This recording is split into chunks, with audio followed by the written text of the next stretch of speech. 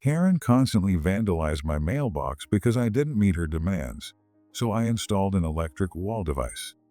Welcome to the Crazy Neighbor Drama channel. Let us know which device you're watching from. Leave a comment below. Karen, the middle-aged woman next door, always considers herself the authority in the neighborhood. She's not just an enthusiastic member of the HOA, Homeowners Association, but also someone who frequently imposes strict and uncompromising demands. Every time she walks by, I feel like I'm facing someone who could command the entire neighborhood. When I first moved here, I thought she was just someone meticulous, wanting everything in the neighborhood to be tidy and orderly.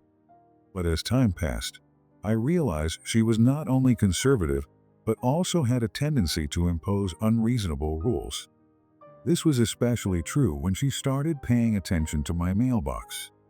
One morning, as I stepped outside to get the newspaper, Karen appeared at my gate. She stared at my red mailbox, which I had just repainted, and without hesitation, she spoke up. "Daniel, I already reminded you about the HOA's color rules. You can't do this to the neighborhood. Your mailbox is part of the whole, and you need to repaint it to the required color," she said with a stern face and a look full of authority, as if this was something that everyone should just follow. I turned to her, feeling a surge of frustration. "But I like this red color. It doesn't take away from the beauty of the neighborhood that you're talking about." I tried to keep my calm. Karen looked at me, her face unchanged. "You don't understand. We live in this neighborhood for a common reason, not because of personal preferences. The color of the mailbox must be gray, and you know that very well. Not following the rules is unacceptable." Her voice was sharp as a knife, with no softness whatsoever. I sighed, feeling confused but not wanting to argue any further. "Ms. Maris, I've only just moved here a few weeks ago. Do I really have to change everything I like just because you want it that way?" I replied, trying to hold back my anger. She stood there, as if waiting for an apology or a surrender from me, but I couldn't do that. I decided to walk back into the house, but Karen wouldn't stop. She looked at me again, as if emphasizing her power. "Your mailbox must be repainted immediately. If not, I'll report it to the HOA, and I don't know what will happen then." Karen huffed and walked away without saying another word. I thought the matter would end there, just an annoying reminder, but I was wrong. The next day, when I returned from the supermarket, I saw that my mailbox had been damaged. The lid was flipped upside down, and there were deep scratches on the body of the box, as if someone had deliberately thrown stones at it. I stood frozen in place, not believing my eyes. "No way," I mumbled, looking around for any signs. And then I knew. Only Karen could have done this. At first, I thought maybe she was just a bit angry, but it kept happening. Day after day, my mailbox was vandalized. Once, she even threw some items inside, ruining the papers I had left in there. I couldn't stay silent anymore. No one could damage my property like this without facing consequences. The decision was made. One morning, after the mailbox was damaged again, I decided to replace it with a new one. But just a few days later, the sturdy steel mailbox I had installed was damaged again. I couldn't let this situation continue, so I began installing security cameras. I wanted clear evidence to hold Karen accountable for her actions. Not only that, but I also did something I knew Karen wouldn't expect. I added an electric shock system to the new mailbox, a way to protect it from her vandalism. At that moment, I stood watching the thick steel mailbox, my hand slightly clenched, feeling ready to deal with Karen. She could destroy everything, but this time, the mailbox wouldn't be so easily damaged. I wasn't going to let her continue destroying my property, and I was sure she would never see this coming. The next day, when I saw Karen step out of her house, I knew that this battle was not going to stop easily. But I also knew one thing for sure: this time, she would have to pay for her actions. I couldn't just stand by and ignore it. Not this time. I installed a security camera right next to my mailbox, hoping that it would never have to be used. But I knew preparing for the worst-case scenario was something I had to do. Each day that passed, I hoped I wouldn't have to face the worst, but this preparation was necessary. That day, when I returned from work, I turned on my computer and reviewed the footage from the camera. My heart stopped. I couldn't believe my eyes. Karen, looking furious, approached my mailbox. She looked around, surely to check if anyone was watching. Then, she took a metal rod and started hitting the steel mailbox I had just installed. With every blow, I could feel my teeth clenching. But I couldn't take my eyes off the screen. I held my breath as Karen tried to shove the rod into a gap in the mailbox. Suddenly, a small explosion rang out, followed by a strong electric shock shooting out from the box. Her whole body jolted, causing her to stumble back, clutching her numb arm. She screamed a loud curse, "What the hell? What the hell is that?" and quickly got up in pain. Her eyes were wide open, and her face was flushed with anger and pain. I couldn't hold back my laughter. It burst out unexpectedly, even though my mind was in turmoil. Part of me felt pleased that she was facing the consequences of her actions, but another part of me knew that this issue had to be resolved once and for all. I couldn't let her continue to destroy things like this. This time, she wouldn't get away with it. I watched as Karen staggered to her feet, still clutching her numb arm, her eyes glaring around as if she was looking for someone to blame. The pain was still evident on her face, but what kept me from taking my eyes off the screen was her sheer fury. I knew what she was thinking. She couldn't understand what had just happened. But I knew very well, and that made me even more determined. Karen suddenly turned around, her eyes filled with hatred. "You won't get away with this," she screamed, her voice loud enough to tear through the peaceful air of the neighborhood. I bit my lip but remained silent. The tension was thick in the air.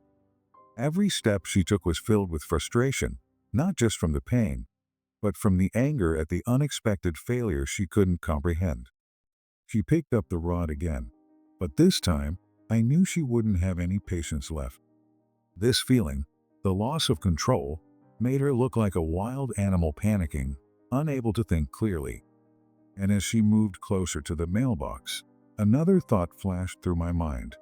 She hadn't learned any lesson from what had just happened. In that moment, I remembered everything I had prepared. The camera had recorded her every move and would become evidence for her next actions. Not only the mailbox, but I also had calculated every step to make sure she wouldn't continue her destruction without facing consequences. Karen once again shoved the rod into the mailbox's gap, this time with more force, more anger. But as soon as the rod touched the surface of the box, I could feel the danger in the air. I took a deep breath, my heart full of anxiety, but also full of determination. I knew that if I didn't intervene now, she would cause damage to my property again. But I also knew that once this happened, she wouldn't have any way out. Another explosion rang out, but this time it was louder. The whole neighborhood could hear it. But what froze me in place was that Karen was jolted so hard that she fell backward, unable to stand up immediately. She clutched her arm tightly, rolling on the ground, and I could clearly see that this time, she wasn't as strong as before. The pain had made her realize that things didn't always go the way she wanted. At that moment, I stood up and walked out of the room, but not out of fear. The feeling of power within me flared up like a fire. This was not the time to hesitate or worry about potential consequences. This was the time to make Karen face what she had done. The next day, I decided to bring everything to light. I couldn't let Karen continue to see herself as the one in power, someone who could do anything without being held accountable. I called an HOA meeting, where all the residents in the neighborhood would gather to discuss community issues. I had nothing to lose, and I wanted everyone to know the truth about Karen's actions. When I entered the meeting room, all eyes turned to me. And then, I saw Karen sitting there, her face still carrying that smug look, as if she were the one in control of the whole neighborhood. A look full of arrogance. She sat there, not even a hint of worry on her face. I could feel the blood boil in my veins, but I didn't show it. I walked to the front, slowly, calmly, as if preparing for battle. I opened my laptop, and the soft sounds of each click made the tension in the room grow. A moment later, the screen projected, and the video I had prepared came up. The entire room fell silent, their attention fixed on the screen, each clear image of Karen vandalizing my mailbox, followed by the explosion of sound and the scene where she was electrocuted. Karen could no longer keep her composure. Her face, once full of confidence, suddenly faltered. She started avoiding everyone's gaze, her hands gripping the edge of the table. She no longer had the self-important demeanor. All that was left was the awkwardness, the confusion clearly written on her face. I paused, not rushing, allowing everyone to take in every detail of the video. Let them see clearly what Karen had done. "This is the evidence I gathered from the security camera," I said, my voice not angry, but firm, resolute. "Ms. Maris, you've been vandalizing my property and the properties of other neighbors in this neighborhood for a long time. And today, I'm bringing it all here so that no one else has to endure you any longer." The room went silent for a moment. The looks directed at Karen were now filled with doubt, instead of the respect or fear she usually received. A few people started murmuring to each other, whispering and turning to look at her. She tried to maintain her calm expression, but I could feel the rage and fear rising in her. Tom, the man from the house next door, stood up, his voice cold but clear. "Maris, I don't think you can deny this anymore. You've done too many wrong things without any reasonable explanation." He looked directly into Karen's face, without fear. Another person, Linda, also stood up, her face stern. "We've seen her destroy the property of others. It's time, Maris. You can't keep doing this." Linda's words hit Karen like a punch to the face. The room erupted into whispers. Karen stood up, her face red with shame and anger, but she couldn't say anything. Karen stood there, her lips tightly pressed together, as if looking for an excuse. But no one was listening to her anymore. The room had gone from heavy silence to a wave of words. Cold, sharp glances, uncompromising words, all directed at her. She tried to speak, but her voice was so faint it was almost inaudible. You don't understand," she stammered, her eyes scanning the room, searching for sympathy, but only receiving coldness in return. I just wanted everything to be perfect. Your mailbox. It really didn't deserve." The whole room had lost patience. Tom, the first one to speak, didn't let her finish her sentence. "You have no reason to do these things. And this is not the first time. Everyone here knows what you've done." He emphasized each word, like driving a knife into her flimsy excuses. Linda also didn't miss this opportunity. "I've had enough. We don't live here to tolerate your actions. You can't just keep destroying things without facing the consequences." Her voice was firm, with no leniency. Karen finally turned away, her hands shaking as she gripped the chair. But there was nothing left to save her now. Her words held no weight anymore. She had dug her own grave, and now everyone in the neighborhood saw her as an outsider, no longer having a place in this community. I could feel the tension in the air, but not out of fear or worry. My heart was filled with resolve and a quiet satisfaction as I saw Karen realizing that she no longer had the power to manipulate others. With a determined look, I continued, "Ms. Maris, I don't want things to go any further, but you must be held accountable for what you've done. I'm not asking you to leave, but I want you to know that we can't continue living in a community like this. Change, or we will take action." The room erupted in support from the residents, causing Karen to lose her smug demeanor. Finally, the HOA president spoke up, declaring that Karen would not only have to compensate me for the damages, but also face legal action for her property destruction. "Maris, You can't continue to behave like this in this community. Not only will you be held accountable for Daniel's and others' property, but you will also have to face legal consequences, the president said, his voice stern. At this point, Karen had no strength left to argue. She could only remain silent, her eyes full of anxiety. But her defeat didn't end there. Another woman in the neighborhood, Linda, stood up and said, "With what you've done, you no longer have a place in this community. I can't tolerate the way she's been acting anymore."